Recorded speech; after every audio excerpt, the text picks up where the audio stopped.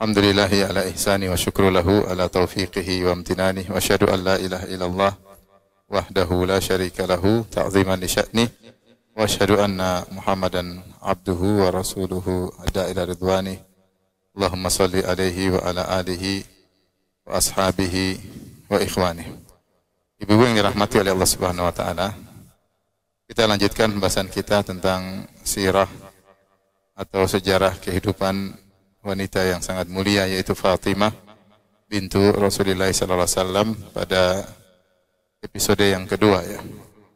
Dan sebelum kita melanjutkan, kita ingatkan kembali tentang keutamaan Fatimah radhiyallahu taala anha, di mana Aisyah radhiyallahu taala anha pernah berkata, "Ma ra'aitu ahadan kana asdaqa lahjatan minha illa ayyakuna alladhi waladaha." Aku tidak melihat seorang pun yang lisannya lebih lurus, lebih benar seperti Fatimah, kecuali ayahnya, yaitu Aisyah radhiyallahu taala anha menjelaskan tentang bagaimana lurusnya lisan Fatimah radhiyallahu taala anha ya.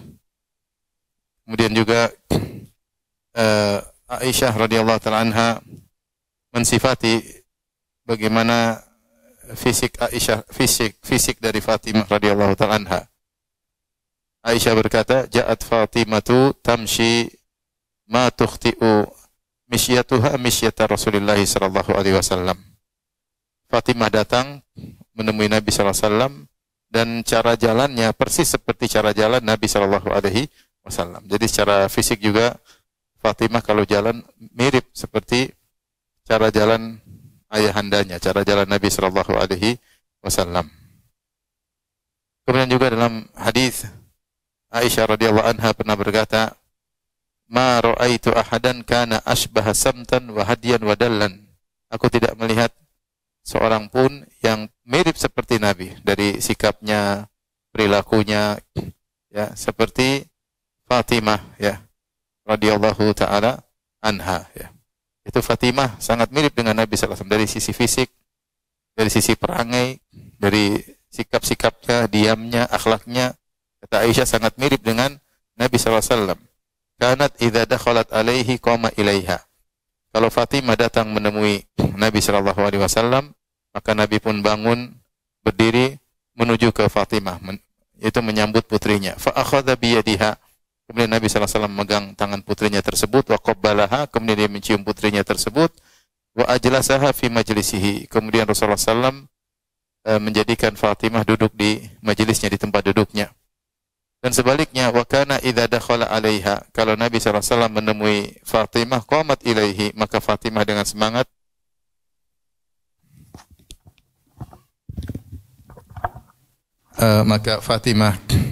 dengan semangat kemudian bangkit menyambut ayahnya ya. Fa akhadhat bi yadihi, kemudian Fatimah memegang tangan ayahnya, fa qabbalathu, lantas dia mencium ayahnya, wa ajlasathu fi majlisiha, kemudian Fatimah berdudukan ayahnya di majelis Fatimah radhiyallahu taala anha.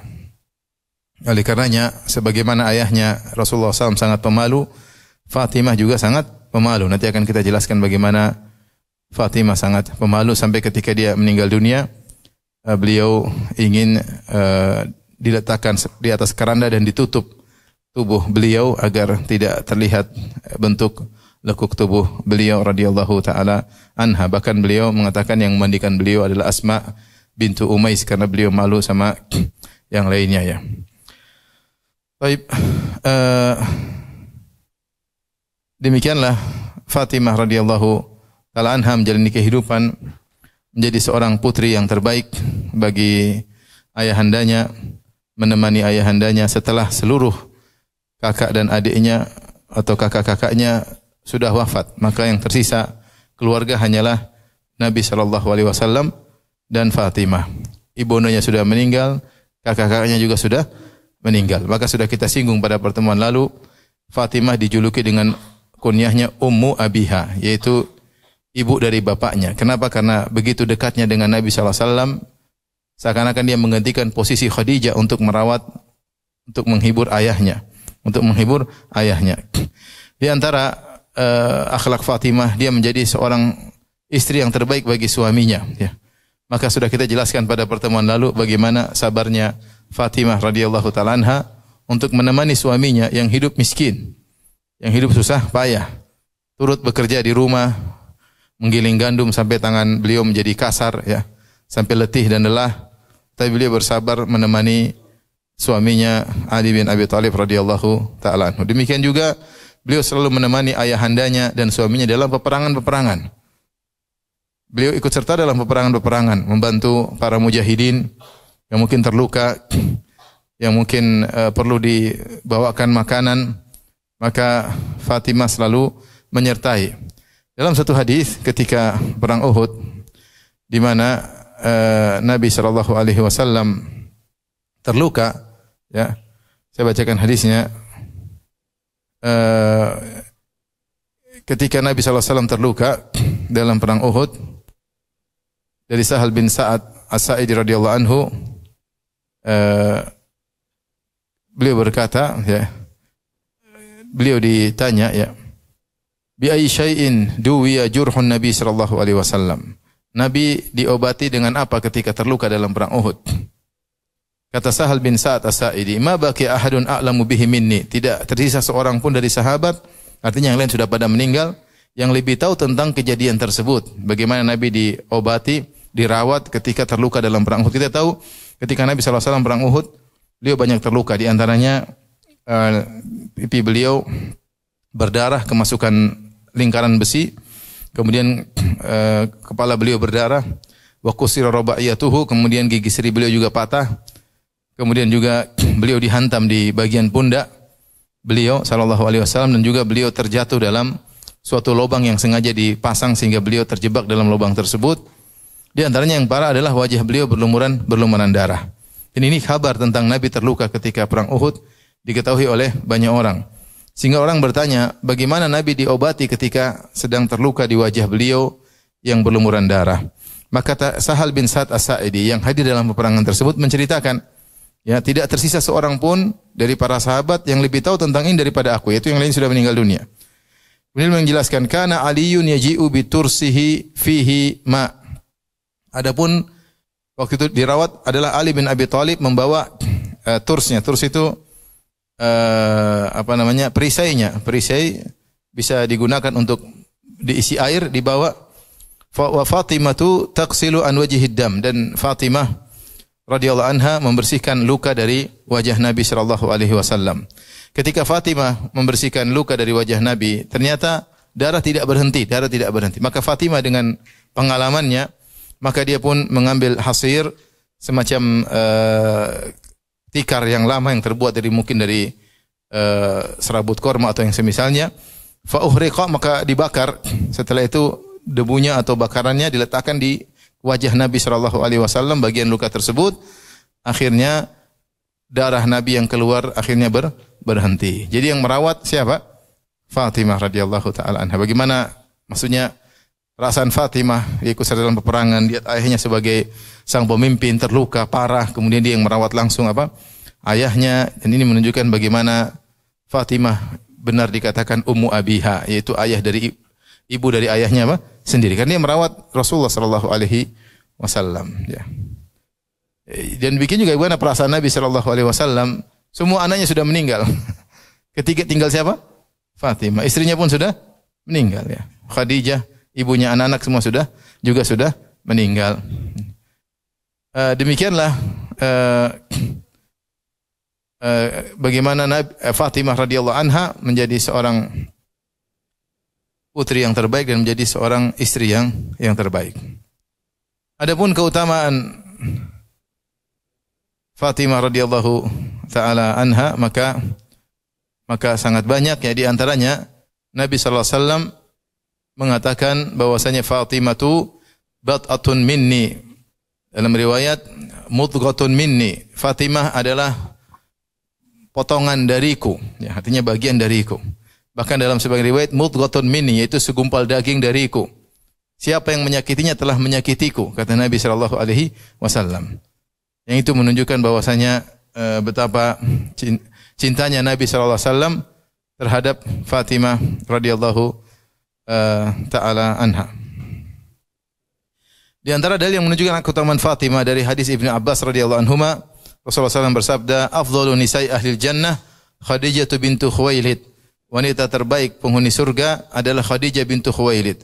Wa Fatimah bintu Muhammad. Fatimah putri Muhammad. Wa Maryam bintu Imran, dan Maryam bintu Imran yaitu ibunya Nabi Isa alaihissalam.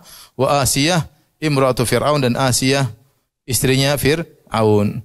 Rasulullah SAW sebutkan 4 penghuni surga terbaik: Khadijah, Fatimah, Maryam, dan siapa? Asiyah. Ya. Kemudian Rasulullah pernah berkata kepada Fatimah, akan datang hadisnya, tapi dalam potongan hadis tersebut Rasulullah SAW bersabda, "Ala tardaina an takuni sayyidata nisa'i ahlil jannah?" Tidakkah kau ridha Fatimah engkau menjadi pemimpin para wanita di surga? Dalam riwayat yang lain, "An takuni sayyidata nisa'i hadhil ummah." Tidakkah kau ridha kau menjadi pemimpin para wanita umat ini?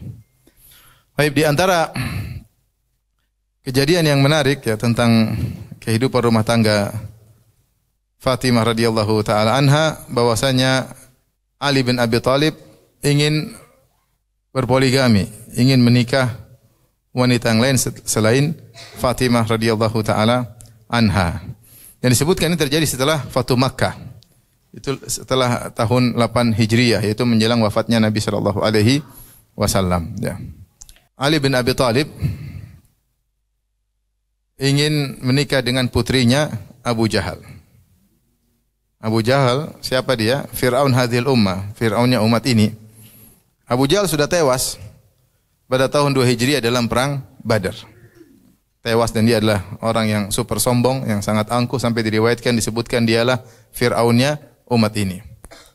Tetapi ada saudara-saudara Abu Jahal, yaitu namanya Abu Jahal Amr bin Hisham bin Al-Mughirah. Maka ada saudara-saudaranya yang masuk Islam, ya. Saudara-saudaranya, kemudian putrinya juga masuk Islam, ya. Maka Ali bin Abi Thalib ingin menikah dengan putrinya Abu Jahal, ya, sama Quraisy. Abu Jahal dari Bani Makhzum, Ali bin Abi Thalib dari Bani Hashim, ya. Maka kejadian ini sampai kepada Nabi sallallahu alaihi wasallam, ya. Sampai kepada Nabi sallallahu alaihi wasallam. Dan kita tahu bagaimana sayangnya Nabi kepada Fatimah radhiyallahu taala anha. Dan yang menakjubkan kalau kita lihat tentang kisah Fatimah mau dipoligami, ya. Ternyata Fatimah tidak ribut sama suaminya. Maksud saya ingin sampaikan bagaimana dia adalah seorang wanita yang sangat hormat kepada Ali bin Abi Thalib. Ya, sangat hormat kepada Ali bin Abi Thalib. Masalah ini dia pun tidak gaduh-gaduh, ya. Demikian juga nanti ketika Abu Bakar minta izin untuk bertemu dengan Fatimah, maka Fatimah izinkan karena Ali yang minta izinkan, ya. Dan dia sangat hormat kepada Ali bin Abi Thalib, mana dia sabar hidup dengan Ali bin Abi Thalib dalam kehidupan yang susah dan miskin. Bagaimana dia menemani Ali bin Abi Thalib dalam peperangan-peperangan, itulah Fatimah radhiyallahu taala anha. Bahkan dalam kasus ini ketika Ali bin Abi Thalib ingin berpoligami, baik, kita lanjutkan.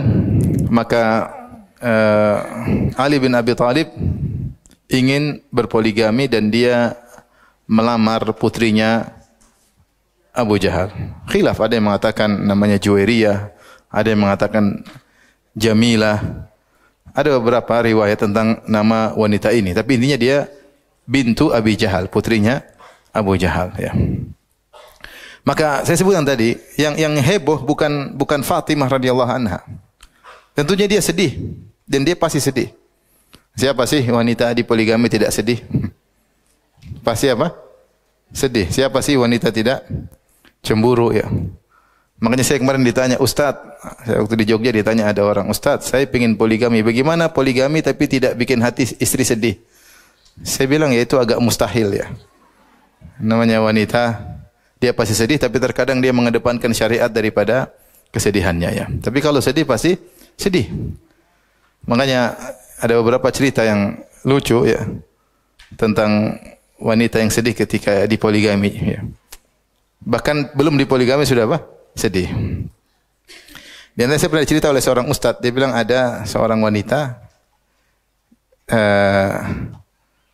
suami sudah meninggal, terus dia ngurusi anak-anaknya, anak-anak suaminya. Kemudian dikuburkan suaminya, ada yang kasih tahu, Bu, Ibu belum bayar pajak kuburan suami, Bu.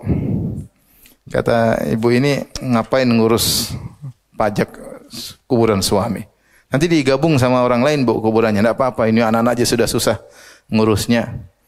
Akhirnya orang itu bilang, tapi nanti kalau gitu Bu Ria kita kuburkan sama suami ibu. Oh, kata dia jangan ya. Jangan, mending saya bayar daripada suami saya dikubur sama Bu Ria ya. Ini suaminya sudah meninggal, dia tidak ridho untuk, maksudnya itu sifat dasar wanita. Sebagaimana kita lihat kisah Sarah yang cemburu kepada Hajar. Siapa yang ragu tentang kesolehan Sarah? Siapa yang ragu tentang kesolehan Aisyah yang cemburu kepada Sofia? Ya. Bahkan ada cerita yang lucu lagi. Wallahu alam akan kebenarannya, tapi saya juga diceritain sama orang. Katanya ada seorang, dia bangun tidur, kemudian dia senyum-senyum. Istrinya tanya, Mas, Bang, kok senyum-senyum? Ada apa? Senyum kenapa? Enggak. Senyum kenapa? Enggak, saya mimpi. Mimpi apa kamu? Mimpi poligami.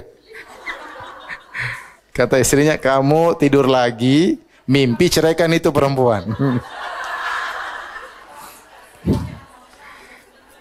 Kisah nyata yang saya alami, teman saya, Ustadz juga. Teman saya Ustadz juga, dia cerita, Ustadz saya baru dipukulin istri. Kenapa? Istri saya bangun-bangun tidur, langsung mukul saya. Saya bilang, apa salah saya kau mukul saya? Saya mimpi kamu poligami. Lah, yang mimpi kamu kok saya yang dipukul? Ini kenyataan ya, kalau itu kenyataan. Oleh karenanya, namanya wanita di poligami pasti apa?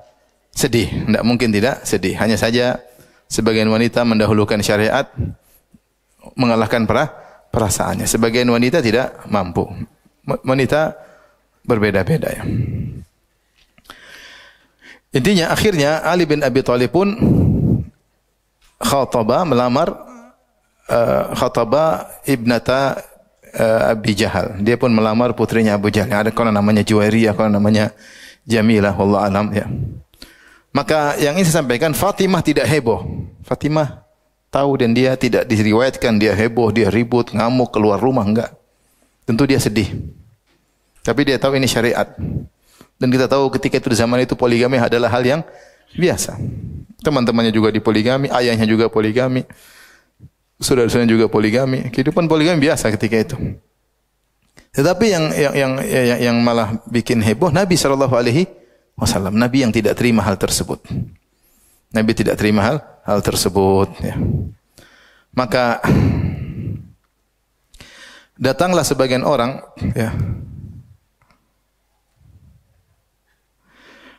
Fatimah sampaikan kepada ayahnya, Inna qaumaka yatahaddatsuna annaka la taqdhab li banatika wa hadha Aliyyun nakihan ibnata Abi Jahal. Ya. Fatimah menyampaikan hal ini kepada ayahnya. Dia mengatakan, sungguhnya kaummu berbicara di sana sini, bahwasanya engkau tidak marah karena membela putri-putrimu. Sekarang Ali mau menikah dengan putri Abi Jahal. Ya. Dia bagaimana dia sedih dan dia sampaikan keluhan kepada siapa? Ayahnya. Ya. Disampaikan kepada ayahnya. Maka Rasulullah SAW langsung membela putrinya, ya. Dan beliau berkata, langsung berkhutbah Nabi di hadapan para sahabat.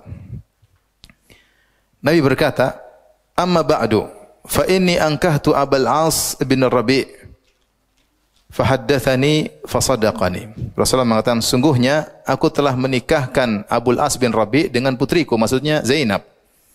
Rasulullah kan punya anak Zainab menikah dengan Abul As. Abul As adalah sepupunya, ya. Kemudian Ruqayyah Ummu Kulthum menikah dengan siapa? Utsman. Utsman menikah dengan Ruqayyah, kemudian Ruqayyah meninggal, Utsman menikah dengan Ummu Kulthum, Ummu Kulthum juga meninggal dunia. Tapi kemudian Ali dinikahi oleh siapa? Fatimah dinikahi oleh siapa? Ali. Jadi di antara mantu Nabi adalah Abul As bin Rabi', Utsman dan juga Ali. Maka Rasulullah SAW bercerita tentang Abul As bin Rabi'. Beliau berkata, sungguhnya aku menikahkan Abul As bin Rabi' dengan Zainab. Fahaddatsani, dan dia berbicara kepadaku. Fasadaqani, dan dia jujur, dia membenarkan janjinya kepadaku. Wa wa'adani fawafali, dia janji kepadaku dan dia tunaikan janjinya. Wa inna ma Fatimatu bat'atun minni, sungguhnya Fatimah adalah bagian dariku. Yu'dhini ma adzaha, menyakitkan aku apa yang telah menyakitkannya. Wa innaha wallahi la tajtami'u bintu Rasulillah wa bintu aduwillahi inda rajulin wahidin abadan. Dan sungguhnya demi Allah tidak akan berkumpul putri Rasulullah dengan putri musuh Allah itu Abu Jahal pada satu orang lelaki. Tidak mungkin. Tidak mungkin Fatimah punya madu, putrinya Abu Jahal. Ini putri Rasulullah, satunya putri Abu Jahal. Tidak mungkin, kata Nabi SAW. Ya, kemudian akhirnya Ali ketika mendengar ceramah Nabi atau khutbah Nabi, fataraka Ali al-khidbah, maka dia tidak jadi menikah dengan putrinya Abi Jahal, ya. Taib. Apa sebab ya Rasulullah melarang Ali bin Abi Thalib untuk menikah dengan putrinya Abu Jahal? Padahal kita tahu poligami adalah hal yang syar'i, tidak ada yang ragu, ya. Hukum asal poligami adalah syar'i. Sunnah Nabi SAW, sunnah para sahabat. Mereka berpoligami. Hanya saja dan tujuan poligami adalah mendatangkan banyak maslahat sebagaimana dijelaskan oleh para ulama. Hanya saja ketika poligami tersebut justru mendatangkan kemudaratan, maka tidak disyariatkan. Oleh karenanya poligami adalah hukum syar'i yang mulia, namun tidak berlaku pada setiap lelaki. Karena tidak semua lelaki bisa menjalankan kemaslahatan apa? Poligami. Misalnya seorang lelaki tidak bisa adil. Kalau dia tidak bisa adil, tidak usah poligami. Karena kalau dia tidak adil, dia akan pincang sebelah pada hari kiamat. Dia akan datang dalam kondisi badan miring pada hari kiamat kelak, jika dia tidak bisa adil. Atau misalnya dia tidak punya kemampuan untuk mengayomi kedua istrinya, maka tidak usah nekat untuk berpoligami sementara dia tidak mampu untuk mengayomi istri-istrinya. Tapi yang paling parah adalah jika seorang berpoligami namun dia tidak bisa berbuat adil, maka dia akan datang pada hari kiamat kelak dalam kondisi badannya miring, sebagaimana sabda Nabi SAW, man kanat lahum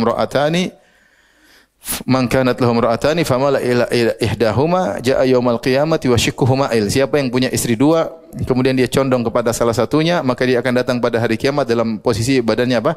Miring. Sehingga sebenarnya mengatakan yang tidak mampu untuk adil, dia tahu kemampuan dirinya, maka jangan nekat untuk poligami, sungguhnya dia telah mengantarkan dirinya kepada kebinasaan pada hari kiamat kelak. Tapi siapa yang mampu, silakan, sunnah Nabi SAW. Jadi hukum asal poligami sunnah, tetapi jika tidak mampu maka tidak boleh dikerjakan. Nah, ketika ada maslahat besar yang dilihat oleh Nabi SAW yang bertentangan dengan poligaminya Ali, maka Nabi melarang Ali berpoligami terhadap Fatimah. Ya. Para ulama menjelaskan kenapa Rasulullah melarang Ali untuk poligami. Ada beberapa sebab ya yang dijelaskan oleh para ulama. Di antaranya bahwasanya perhatian khusus Nabi kepada Fatimah karena menikahnya atau poligaminya Ali akan menyakiti hati siapa? Fatimah. Ini sudah jelas ya. Dan menyakiti hati Fatimah menyakiti hati Nabi sallallahu alaihi wasallam ya. Kenapa? Karena saya jelaskan nih, Fatimah sudah tinggal sendirian, enggak ada lagi, dia enggak punya ibu. Dia enggak punya kakak, enggak punya adik, semua sudah meninggal. Dia enggak punya siapa-siapa. Yang buat dia sabar menjalani kehidupan, dia masih punya ayah. Siapa ayahnya? Rasulullah sallallahu alaihi wasallam. Rasulullah pun demikian, sudah tidak punya anak lagi kecuali siapa? Fatimah. Oleh karenanya Fatimah radhiyallahu anha mendapat perhatian khusus oleh Nabi sallallahu alaihi wasallam. Dalam sebagian riwayat ketika Nabi ditanya, "Man ahabbu ahli baiti ilaika ya Rasulullah?" Siapa ahlul bait yang paling kau cintai? Kata Nabi, Fatimah. Fatimah radhiyallahu taala anha. Sehingga para ulama mengatakan kalau wanita secara umum sebagai istri tentu Aisyah radhiyallahu anha, tapi sebagai keluarga yang paling dicintai oleh Nabi siapa? Fatimah. Begitu dekat Fatimah dengan Nabi. Kita bayangkan keluarga Nabi lah, semua sudah tidak ada kecuali tinggal siapa? Fatimah. Kira-kira sayang enggak sama putrinya? Pasti sayang, tidak ingin putrinya, apalagi dia paling bungsu. Paling bungsu dan dia sudah merasakan pahitnya kehidupan dari sejak lahirnya dia sampai sekarang ya, bagaimana ayahnya sebagaimana kita jelaskan pada pertemuan lalu, ayahnya dihina dan dia mengikuti peperangan, mengikuti penderitaan kehidupan. Fatimah tahu itu semua. Maka kalau Ali poligami tentu menyakiti siapa? Fatimah. Maka ada yang mengatakan ini kekhususan Fatimah. Ada pendapat demikian. Karena Rasulullah SAW tidak ingin putrinya tersakiti. Sebagian ulama mengatakan bahwasanya ya, bahwasanya Rasulullah sallallahu alaihi wasallam mungkin sudah ada omongan khusus dengan Ali bin Abi Thalib ya. Dan ini diisyaratkan oleh Ibnu Qayyim rahimahullahu taala. Beliau mengatakan ketika Nabi berkata, "Sungguhnya aku telah menikahkan Abul As bin Rabi', yaitu mantunya, dengan putriku Zainab. Fahaddatsani fasadaqani." Dia ngomong kepada aku dan dia jujur. Wa wa'adani, dia janji kepadaku, wa wafa, dan dia menunaikan apa? Janjinya. Ini isyarat Abul As tidak berpoligami atau dia punya janji dan dia tunaikan, seakan-akan Ali ada pembicaraan khusus, tapi entah pembicaraan itu apa. Dan ini disyaratkan oleh Ibnu Qayyim. Ibnu Qayyim fi dzikrihi sallallahu alaihi wasallam sihrahu al-akhar wa thana'u alaihi bi annahu haddatsahu fasaddaqahu wa wa'adahu fa wafa lahu ta'ridun bi Ali radhiyallahu anhu. Ketika Nabi dalam khutbahnya menyebutkan tentang mantunya yang lain, itu Abul As bin Rabi', di mana mantunya tersebut bicara dan jujur berjanji dan menunaikan, di sini ada ta'ridun bi Ali, ada sindiran kepada Ali bin Abi Thalib radhiyallahu ta'ala anhu. Wa tahyijun lahu 'alal iqtida'i bihi, dan mengingatkan Ali agar mengikuti mantunya yang lain. Kata Ibnu Qayyim, "Wa hadza yush'iru bi annahu jara minhu wa'dun lahu bi annahu la yaribaha wa la yu'dhiha." Seakan-akan ini isyarat telah terjadi perjanjian antara Nabi dan Ali, bahwasanya Ali tidak akan menyakiti siapa? Fatimah. Mungkin bukan janji tidak poligami, mungkin enggak. Tapi mungkin janji saya tidak akan menyakiti putrimu wahai Rasulullah, dan di antara hal yang paling menyakitkan adalah ketika mendatangkan madu yang lain. Benar ibu-ibu? Kata Ibnu Qayyim, "Hadza yush'iru bi annahu jara minhu wa'dun lahu bi annahu la yaribuha wa la yu'dhiha." Ini isyarat bahwasanya telah terjadi pembicaraan khusus antara Ali radhiyallahu anhu dan Rasulullah, bahwasanya Ali radhiyallahu anhu tidak akan menyakiti Fatimah dan tidak akan mengkhawatirkan Fatimah. Fahayyajahu 'alal wafa' lahu, maka Rasulullah menyindirnya akan agar dia menunaikan janjinya tersebut. Kama wafalahu sihruhul akhar, sebagaimana mantunya yang lain yang telah menunaikan apa? Janjinya. Ini tafsiran kedua, bahwasanya tafsiran pertama, kenapa Rasulullah melarang Ali untuk poligami tadi? Karena tidak ingin menyakiti siapa? Fatimah. Karena Fatimah ini anak spesial, paling bungsu, dan dia sendirian. Paling bungsu dan dia apa? Sendirian. Yang kedua, karena seakan-akan sudah terjadi pembicaraan khusus antara dia dengan Ali bin Abi Thalib radhiyallahu taala anhu. Kemudian sebab yang kedua yang disebut oleh para ulama adalah Rasulullah menyebutkan khawatir Fatimah terganggu agamanya, terfitnah dalam agamanya.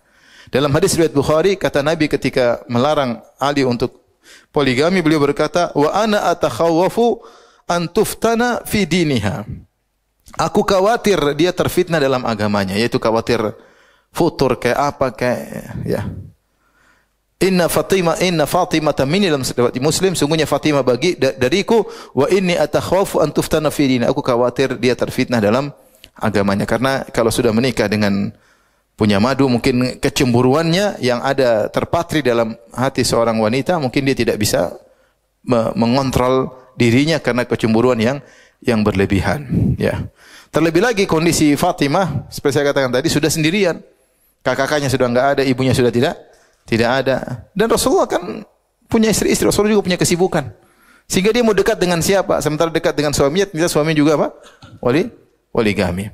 Sehingga Rasulullah khawatir Fatimah kalau dia dipoligami berpengaruh pada agamanya. Sementara dia adalah Sayyidatu Nisa'il Alamin. Sebenarnya dia adalah pemimpin para wanita, ya.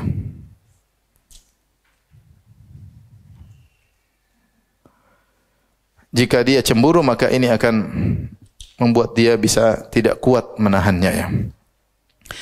Tapi demikian juga di antara sebab, dan ini sebab yang sangat kuat kenapa Rasulullah melarang dan khusus buat Fatimah, karena kalau Fatimah dipoligami dengan putrinya Abu Jahal, maka kedudukan keduanya sama-sama istri siapa? Ali bin Abi Thalib. Dan tidak mungkin disamakan putri Muhammad dengan putri apa? Abu Jahal, enggak mungkin. Kalau punya cucu juga gitu, ternyata cucunya satunya kakeknya Rasulullah, satunya kakeknya Abu Jahal, enggak nyambung. Rasulullah tidak ingin Rasulullah tidak ingin dalam keluarganya ada keturunan siapa? Abu Jahal. Apalagi wanita tersebut sepadan Fatimah yang begitu tinggi kedudukannya, sepadan dengan madunya. Maka Rasulullah SAW tidak ingin hal tersebut, ya.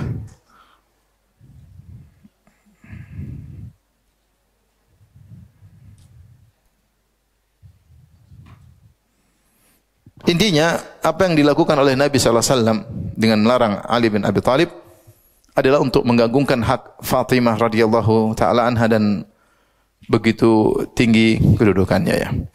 Tentunya kita tidak ada tuduhan apa-apa terhadap Ali bin Abi Thalib. Beliau hanyalah seorang laki yang menjalankan kebiasaan lelaki ketika itu, yang bisa menikah 1, 2, 3, 4, dan itu adalah kebiasaan orang Arab ketika itu. Dan kita tahu bagaimana Ali bin Abi Thalib sangat sayang kepada Fatimah radhiyallahu taala, tapi dia menjalankan kebiasaan orang-orang Arab terdahulu, pingin punya anak banyak misalnya, ya. Makanya sampai disebutkan Ali bin Abi Thalib sangat begitu sayang kepada Fatimah, wallahu alam, sampai dia sering keluar air madhi. Air madhi itu air yang keluar dari kemaluan lelaki ketika bersyahwat, ya.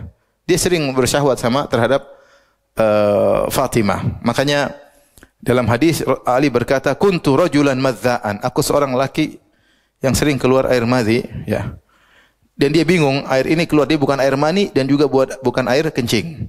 Air madhi ini bukan air kencing dan juga bukan air mani, tapi dia air yang keluar dari kemaluan lelaki ketika bersyahwat namun tidak terjadi ejakulasi.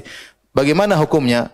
Ya, fastahyaitu, kata Ali bin Abi Thalib, fastahyaitu an as'ala Rasulullah sallallahu alaihi wasallam lima kana ibnatihi minni. Aku malu bertanya kepada Nabi karena kedudukan putrinya, ya, di sisiku, yaitu putrinya Nabi adalah istriku.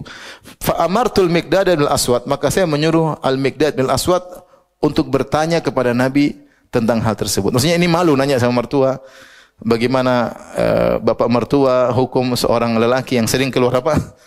Air mata. Maksudnya dia berarti sangat sayang kepada siapa? Fatimah. Ya, tapi saya katakan tadi, demikianlah Ali bin Abi Thalib menjalankan sebagaimana dilakukan oleh para lelaki. Intinya kisah ini bukan dalil terlarangnya poligami. Jangan salah paham. Ibu-ibu semangat sebagian kemarin, Ustaz, bukankah poligami tidak boleh? Buktinya Rasulullah melarang siapa? Ali bin Abi Thalib. Ini cerita khusus, ya. Tidak bisa disamakan dengan wanita yang lain. Kecuali ibu-ibu Fatimah juga baru. Ibu-ibu ternyata bukan Fatimah, ibu-ibu Juminten, Suminten, repot. Jadi beda, ya. Fatimah ini spesial, ya. Spesial, kondisinya khusus. Sehingga Nabi memberikan hukum khusus kepada Fatimah. Buktinya Rasulullah SAW sendiri poligami. Buktinya Rasulullah SAW juga tidak melarang para sahabat untuk poligami. Dan setelah Fatimah meninggal, Ali bin Abi Thalib poligami. Setelah Fatimah meninggal, Ali bin Abi Thalib juga poligami. Menunjukkan bahwasanya poligami tidak terlarang, namun ini kondisi khusus dari Fatimah radhiyallahu taala anha. Paham ibu-ibu? Paham tidak? Taib. Di antara yang kita bahas juga tentang bagaimana hubungan Fatimah dengan istri-istri Nabi sallallahu alaihi wasallam. Mereka punya hubungan baik, ya. Betapa sering Fatimah ketemu dengan Aisyah, Aisyah ngobrol dengan Fatimah. Betapa sering Fatimah kunjungi rumah Aisyah, dan Aisyah sering memuji siapa? Fatimah radhiyallahu anha. Bahkan di antara cerita menarik, ketika istri-istri Nabi cemburu kepada Aisyah radhiyallahu anha, maka istri-istri Nabi minta tolong Fatimah untuk ngomong kepada Nabi sallallahu alaihi wasallam. Jadi delegasi istri-istri yang lain untuk ngomong kepada Nabi tentang Aisyah radhiyallahu taala anha, ya. Di antara dalam hadis, ya, kata Aisyah radhiyallahu taala anha, datang Fatimah fa'stadzan alaihi wa huwa muttaji'un ma'iyya fi mirti. Fatimah radhiyallahu anha ketuk pintu minta izin untuk ketemu masuk rumah sementara Nabi sedang berbaring denganku dalam satu kain. Fa'adzina laha, Rasulullah pun izinkan Fatimah untuk masuk. Ada keperluan apa? Faqalat ya Rasulullah.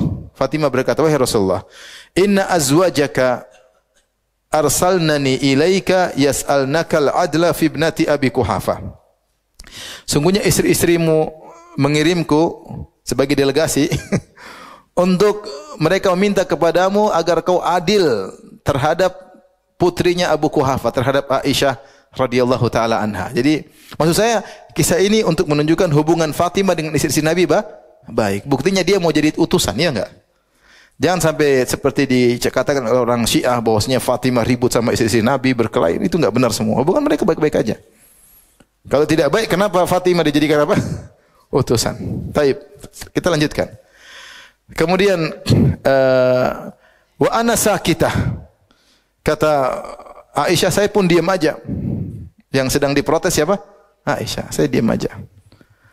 Maka Rasulullah SAW berkata kepada putrinya, "Ai bunayya, alasti tuhibbina ma uhibbu?" Wahai putriku, tidakkah kau mencintai apa yang ayahmu mencintainya? Faqalat bala, tentu ayahanda. Apa yang kau cintai aku cintai. Qala fa ahibbi hadhihi. Cintailah perempuan ini. Maksudnya siapa? Aisyah. Faqamat Fatimah hina sami'at dzalik. Ketika Fatimah mendengar perkataan ayahnya, dia pun berdiri, kemudian dia balik ke istri-istri Nabi. Tugas sudah selesai. Fa akhbarathunna billadzi qalat, maka dia pun sampaikan apa yang diucapkan dia kepada ayahnya, wa billadzi qala lah, dan apa yang jawaban Nabi kepadanya. Ya sudah. Itu yang terjadi. Faqulna laha, istri Nabi berkata, "Ma naraka agnaiti anna min syai'." Menurut kami kau tidak ada faedahnya Fatimah. Tidak ada faedahnya. Tidak ada hasilnya maksudnya. Ayo balik lagi. Farji ila Rasulullah sallallahu alaihi wasallam faquli lahu. Ayo balik lagi, usaha lagi. Sampaikan kepada ayahmu, "Inna azwajaka yunshidnaka al-adl fi ibnati Abi Quhafah." Bilang lagi, istri-istri yang lain minta engkau adil wahai Rasulullah terhadap menyikapi Aisyah. Sebenarnya istri Nabi cemburu. Kenapa? Para sahabat Nabi itu kalau mau kasih hadiah, mereka tunggu pas jatah nginapnya Nabi di Aisyah. Kalau Nabi lagi nginap di rumah yang lain tidak dikasih hadiah, ini repot. Sehingga istri Nabi lain protes. Sampaikan kepada para sahabat, kalau mau kasih hadiah sama Nabi, jangan tunggu Nabi lagi di rumah siapa? Aisyah. Para sahabat mengira-ngira mungkin Nabi kalau di rumah Aisyah lagi senang-senang, ini pas dikasih hadiah. Kalau yang lain mungkin kurang, ini lebih senang. Artinya mereka tahu Nabi sangat cinta kepada siapa? Aisyah. Makanya mereka pilih hari Aisyah, jatah nginap, baru mereka kasih hadiah. Ini membuat istri Nabi yang lain apa? Cemburu. Maka mereka kirim Fatimah. Ternyata Fatimah tidak bisa berbuat apa-apa. Maka mereka bilang, "Ayo Fatimah balik lagi. Ayo, yang tadi enggak berhasil, balik lagi ngomong sama Nabi." Apa kata Aisyah? "Wallahi la ukallimuhu fiha abadan." Kata Aisyah, demi Allah saya enggak mau ngomong lagi tentang Aisyah selama-lamanya. Kenapa? Karena dia nurut sama ayahnya. Ayahnya suruh cinta Aisyah, maka dia tidak mau ribut dua kali. Nurut, anak yang nurut. Dia tidak bilang, "Oh tenang aja, saya rayu lagi Bapak, tenang aja." Enggak ya. Ini menunjukkan bagaimana hubungan Aisyah dengan istri Nabi, hubungan yang baik. Tapi di antara musibah besar yang dialami oleh Fatimah radhiyallahu anha adalah wafatnya ayahnya. Wafatnya ayahnya itu Nabi sallallahu alaihi wasallam. Ayahnya satu-satunya keluarga yang tersisa, ya. Semua sudah meninggal, tinggal ayahnya, ya. Maka tentu Fatimah sangat sedih, ya. Dari Anas radhiyallahu taala anhu, beliau berkata, "Lamma thukilan Nabi sallallahu alaihi wasallam, ya, ja'ala yataghashahul karb." Ketika Rasulullah SAW sakitnya sangat parah, maka penderitaan meliputi Nabi SAW. Rasulullah SAW kepanasan, Rasulullah SAW keringatan, Rasulullah SAW gelisah, ya, karena sakit yang dialami. Faqalat Fatimah radhiyallahu anha, maka Fatimah berkata, wa qurba abatah, ya, betapa menderitanya engkau wahai ayahanda.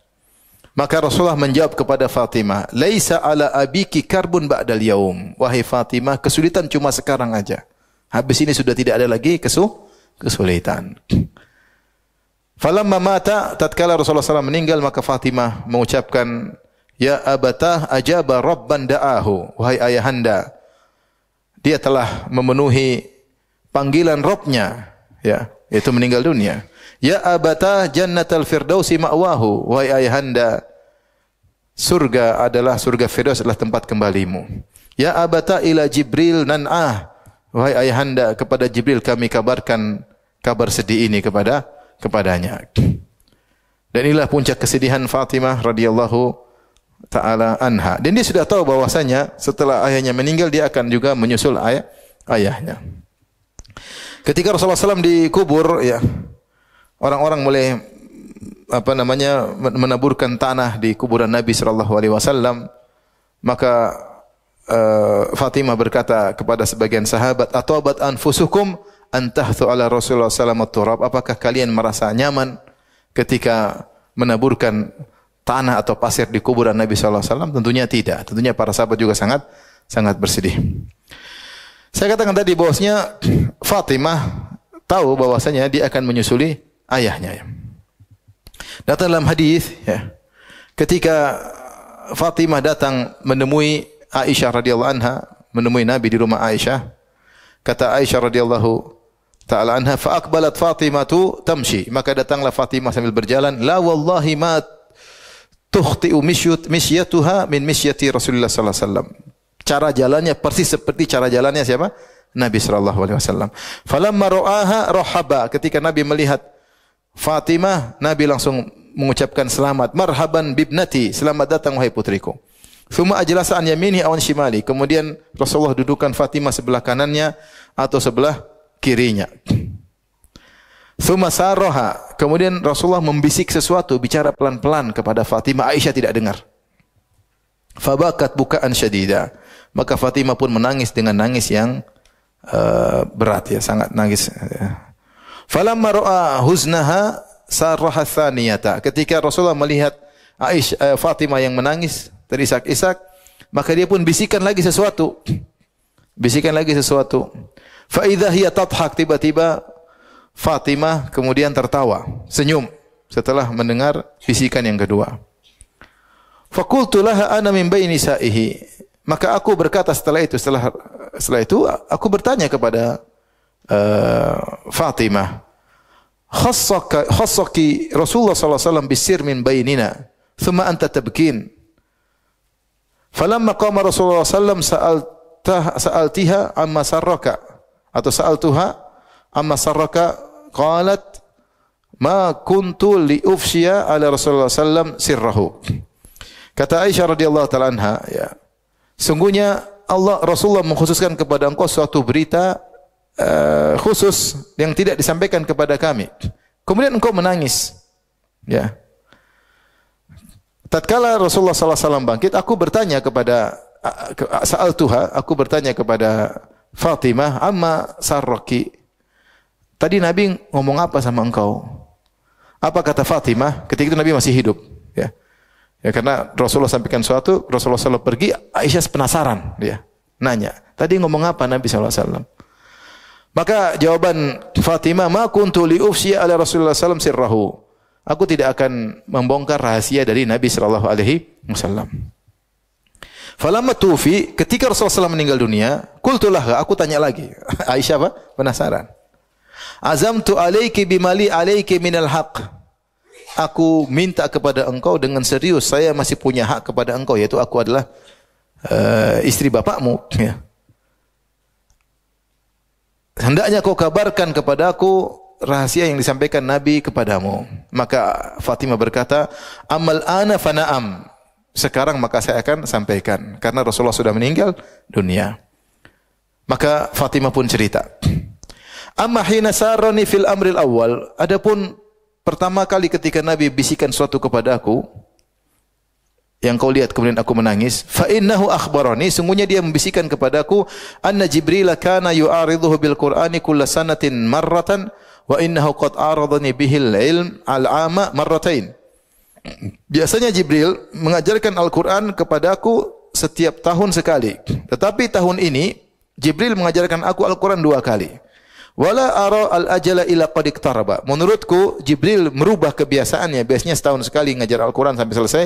Ini setahun 2 kali, tidak lain tanda bahwasanya ajalku telah dekat.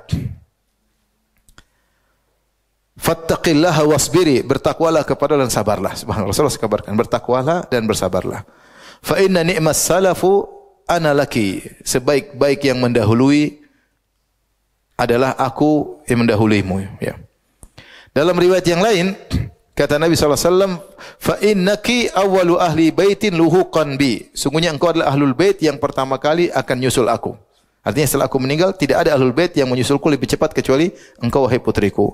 Qalat fa bakaitu buka'il ladzi ra'ait. Maka aku pun menangis tangisan yang kau lihat ketika itu. Kabar bahwasanya Nabi akan meninggal dan Fatimah akan menyusul. Falamma ra'a jazai sarani thaniyata. Ketika Rasulullah melihat aku sedih, Rasulullah bisikan lagi kepadaku, "Ya Fatimatu, ala tardaina an takuni sayyidatan nisa'il mu'minin aw sayyidatan nisa'i hadhil ummah?" Tidakkah kau suka wahai Fatimah kalau kau menjadi pemimpin para wanita kaum mukminin atau pemimpin para wanita umat ini? Maka aku pun tertawa atau aku pun tersenyum. Itulah sebab kenapa Fatimah sedih dan kenapa menangis dan kemudian Fatimah tertawa. Intinya bahwasanya Fatimah telah tahu bahwasanya ayahnya akan meninggal dunia segera dan dia akan menyusul. Setelah Rasulullah meninggal, maka Fatimah hidup dengan kesedihan. Kenapa? Karena begitu cintanya kepada ayahnya. Kondisi yang saya katakan tidak ada lagi orang lain kecuali siapa? Rasulullah sallallahu alaihi wasallam. Ketika Rasulullah sallallahu alaihi wasallam meninggal, sempat terjadi gesekan sedikit antara Fatimah dengan Abu Bakar As-Siddiq radhiyallahu taala anhu. Ketika Rasulullah meninggal dunia, maka Fatimah mungkin tidak ngerti. Dia datang kepada Abu Bakar As-Siddiq, dia minta harta warisan. Nabi meninggal dan ada harta warisan, dia kalau ada berikan kepada aku. Ya, kita tahu Fatimah hidup susah ya. Mungkin kalau ada warisan ya saya punya hak, saya minta hak saya. Ternyata Rasulullah SAW telah mengabarkan kepada para sahabat, di antaranya kepada Abu Bakar As-Siddiq, bahwasanya kami para nabi tidak punya warisan. Nahnu ma'syarul anbiya lam nuras, la nuras, ma taraknahu sadaqah. Kami para nabi tidak ada harta warisan. Apa yang kami tinggalkan menjadi sedekah. Maka akhirnya Abu Bakar kabarkan kepada Fatimah tentang hadis ini, bahwasanya tidak ada warisan. Dan Abu Bakar serba salah ya. Dia tahu Fatimah sangat sedih, tapi dia harus menjalankan wasiat siapa? Nabi sallallahu alaihi wasallam. Bahkan Abu Bakar pernah berkata, "La qarabatu Rasulillah ya ahabbu an asil min qarabati." Kata Abu Bakar, saya lebih suka menyambung kerabat Nabi daripada kerabatku sendiri. Abu Bakar sangat cinta sama Nabi. Artinya kalau ini bukan kesalahan, tentu saya akan kasih kepada Fatimah.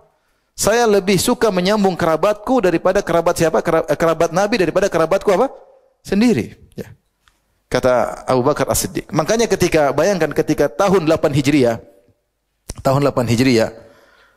Abu Bakar ayahnya Abu Quhafa baru masuk Islam. Rasulullah panggil atau ayahnya datang berbaiat untuk masuk Islam.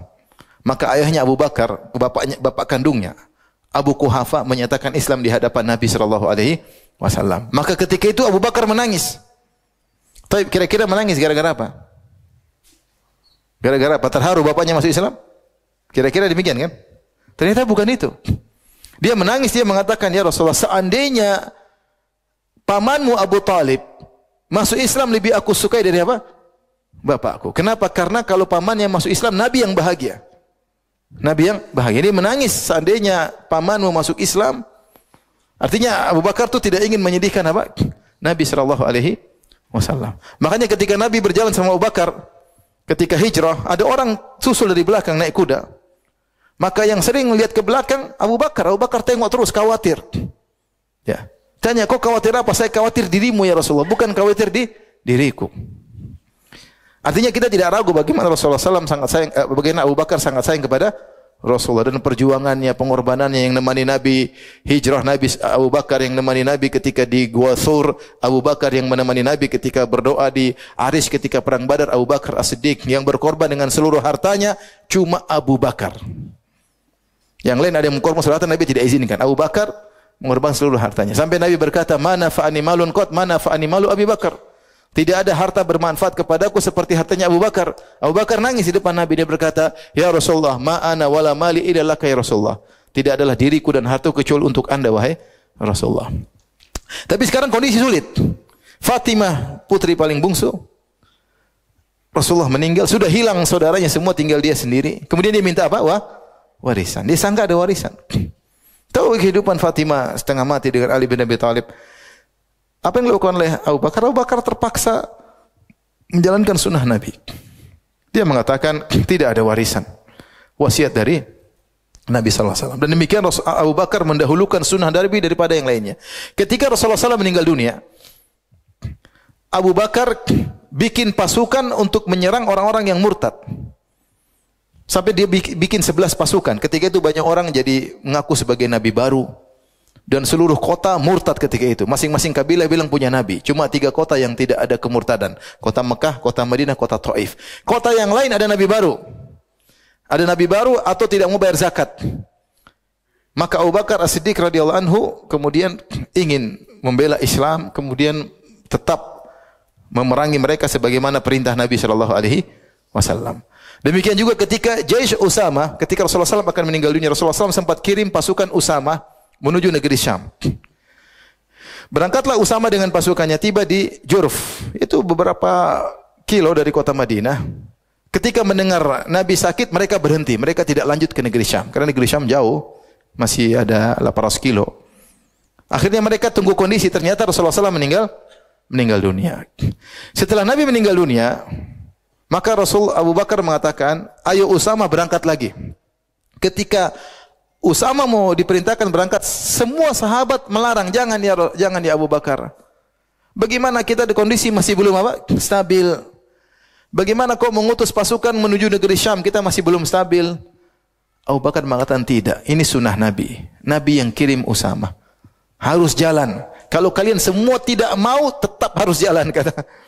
Maksudnya menunjukkan bagaimana Abu Bakar kalau sudah sama sunnah Nabi, dia sangat bersikeras memegang sunnah Nabi. Dan di antaranya ini posisi yang tidak enak dengan Fatimah. Akhirnya Fatimah marah. Radhiyallahu anha, dia manusia. Dia menyangka ada warisan, ternyata tidak ada. Maka Fatimah akhirnya berdiam diri di rumah, tidak ketemu dengan siapa? Abu Bakar As-Siddiq. Ya. Dia tidak mau ketemu dengan Abu Bakar As-Siddiq. Dia tidak keluar ketemu dengan Abu Bakar As-Siddiq radhiyallahu taala anhu. Sampai Ali bin Abi Thalib radhiyallahu anhu begitu sayang kepada istrinya, dia nemani Fatimah. Sampai para sahabat sudah berbaiat kepada Abu Bakar, Ali belum. Ada yang mengatakan Ali sudah berbaiat diam-diam, adapun baiat terang-terangan belum. Padahal orang-orang menunggu kapan Ali bin Abi Thalib berbaiat terang-terangan di hadapan siapa? Abu Bakar. Tapi masalahnya istrinya lagi apa? Lagi enggak enak. Istrinya lagi sakit. Maka Ali bin Abi Thalib, Abu Bakar juga tidak marah. Dia tahu kondisi Fatimah yang lagi tidak bagus, tidak fit. Dan Ali bin Abi Thalib menemani apa? Istrinya.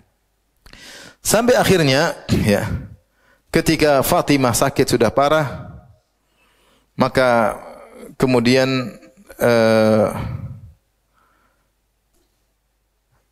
Abu Bakar As-Siddiq pun minta izin untuk ketemu dengan Fatimah radhiyallahu taala anha, ya. Al-Baihaqi meriwayatkan dari Sya'bi, dia berkata, "Lamma maridat Fatimah radhiyallahu anha," tatkala Fatimah sakit. Ataha Abu Bakar As-Siddiq. Abu Bakar datang menjenguk Fatimah. Fasta'dzana 'alaiha, minta izin ketemu Fatimah, ya. Abu Bakar khalifah, tapi dia hormat sama siapa? Fatimah. Dan dia tahu ada masalah, Fatimah marah sama dia. Cuma apa yang harus dia lakukan? Dia harus menjalankan sunnah Nabi sallallahu alaihi wasallam. Maka dia minta izin. Ali tahu bahwasanya ada gesekan antara Fatimah dengan Abu Bakar, maka Ali bilang sama Fatimah, "Ya Fatimah, hadza Abu Bakar yasta'dzanu alaiki." Ya Fatimah, ini Abu Bakar minta izin ketemu dengan engkau. Subhanallah, apa kata Fatimah begitu hormat sama suaminya? Dia bertanya, "Atuhibbu an adzana lahu?" Wahai suamiku, kau suka saya izinkan dia? Lihat, dia tanya sama suaminya. "Wahai suamiku, kau suka saya izinkan dia?" Kata Ali, "Na'am, iya saya mau kau izinkan dia." Fa'adzinat lahu, maka Fatimah pun mengizinkan Abu Bakar datang. Fadakhala 'alaiha yataraddaha, maka Abu Bakar pun datang menemui Aisyah, kemudian dia pun mencari keridhaan Aisyah, ngomong dengan kata-kata yang baik sampai Fatimah mencari keridhaan Fatimah sampai Fatimah ridha. Ya. Wallahi, kata Ali, kata Abu Bakar, "Wallahi ma taraktu dar wal mal wal ahl wal ashirah illa ibtigha'a mardatillah wa mardati rasulih wa mardatikum ahlal bait atau ahlil bait. Kata Abu Bakar, demi Allah, aku tidak meninggalkan negeri, harta, keluarga, kerabat kecuali hanya mencari keridhaan Allah dan keridhaan Rasulullah dan keridhaan kalian wahai ahlul bait. Tsumma taraddaha hatta radiyat. Kemudian Abu Bakar terus menyampaikan kata-kata yang baik sampai akhirnya selesai urusan, gesekan hilang dan Fatimah ridha dengan siapa? Abu Bakar As-Siddiq radhiyallahu taala anhu. Radhiyallahu taala anhum ajma'in. Kemudian akhirnya Fatimah radhiyallahu anha meninggal dunia. Bagaimana wafatnya Fatimah? Ya. Sebagaimana sudah kita jelaskan tadi, Rasulullah SAW berkata kepada Fatimah, wa innaki la innaki awwalu ahli baitin luhuqan bi. Sungguhnya engkau adalah ahlul bait yang pertama kali menyusulku. Benar.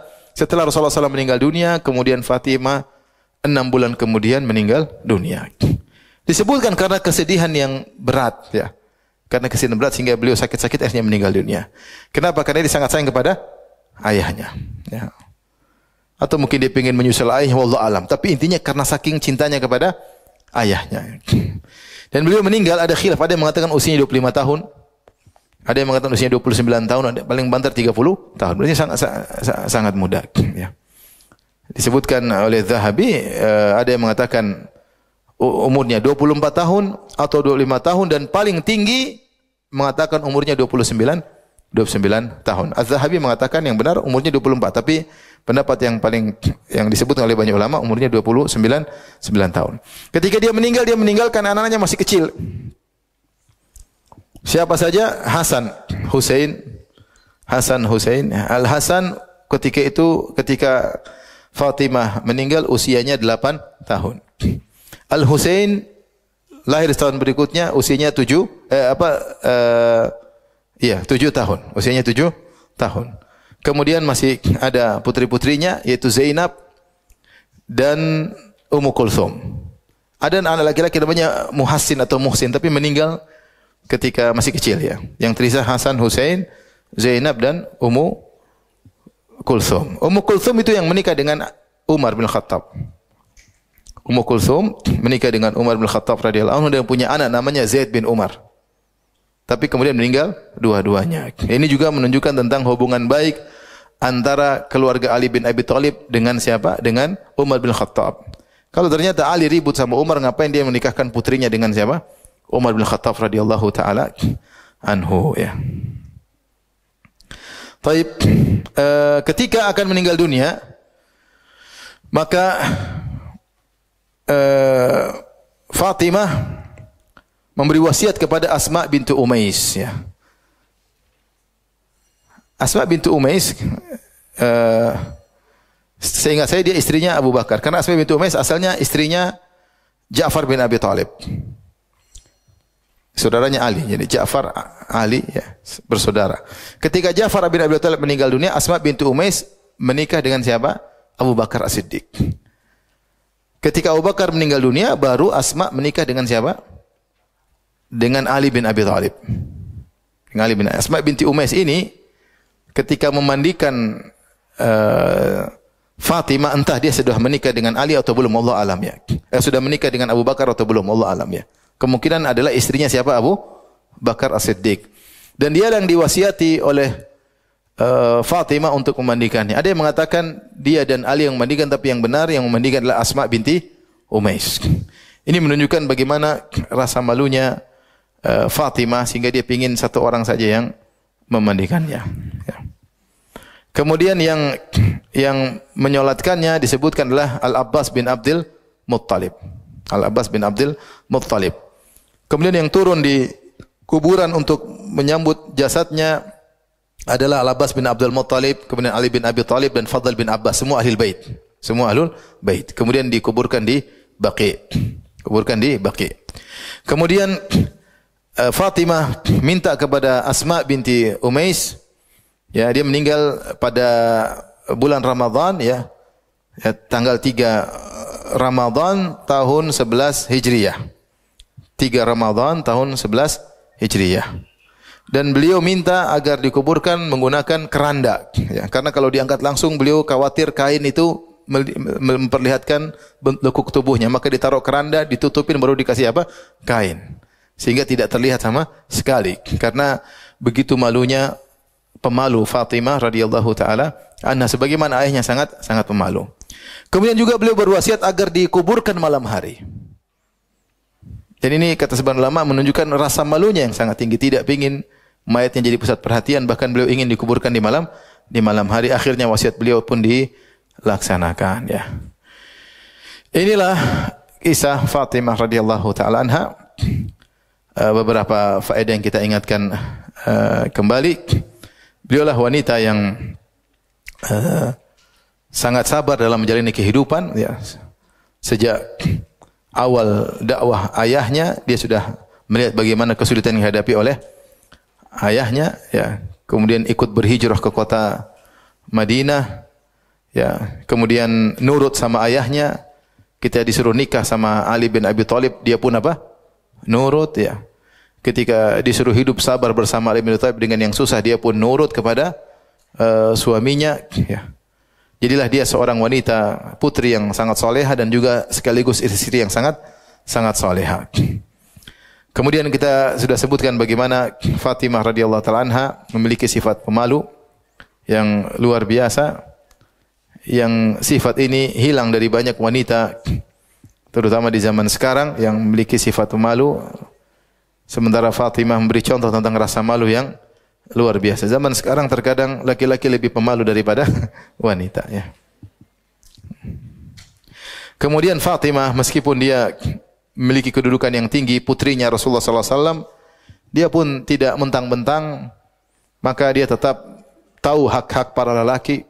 Oleh karenanya ketika Abu Bakar As-Siddiq minta izin, maka dia minta keridhaan apa? Suaminya. Dia tanya, wahai suamiku, kau ridho kalau saya ketemu dengan Abu Bakar? Suaminya, iya, maka dia pun ketemu. Dan dia bersabar, tidak ngatur suaminya hidup dengan susah payah, dia pun sabar menemani suaminya. Demikian juga ketika Abu Bakar As-Siddiq tidak memberikan dia warisan, dia pun tidak heboh, dia diam aja. Pulang ke rumah diam, ya. Cuma tidak keluar rumah karena sedih. Namun dia tidak bikin desas-desus, enggak bikin heboh, enggak. Dia tenang aja. Kemudian juga ketika suaminya mau poligami, dia tidak ribut sama apa? Suaminya. Dia tidak teriak sana sini, dia cuma lapor sama ayahnya. Ayahnya yang kemudian menjelaskan itu tidak boleh, ya, tidak boleh. Tapi dia tidak ribut sama Ali bin Abi Thalib radhiyallahu taala anhu. Menunjukkan bagaimana meskipun dia seorang wanita memiliki kedudukan tinggi, tapi dia tahu tentang hak-hak para laki. Dia tahu Abu Bakar adalah khalifah. Ketika Abu Bakar tidak memberi warisan, maka dia bersabar, hanya masak ke rumah. Kemudian tidak ingin keluar rumah karena kesedihan yang dia rasakannya. Demikianlah ibu-ibu yang dirahmati oleh Allah Subhanahu wa taala, kisah Fatimah binti Rasulullah sallallahu alaihi wasallam. Semoga putri-putri kita bisa menjadi seperti Fatimah radhiyallahu taala. Ibu-ibu juga supaya jadi apa? Fatimah radhiyallahu taala anha, wanita yang soleha, putri yang soleha, dan seterusnya, yang pemalu dan yang lainnya. Ada yang bertanya? Atau malu untuk bertanya?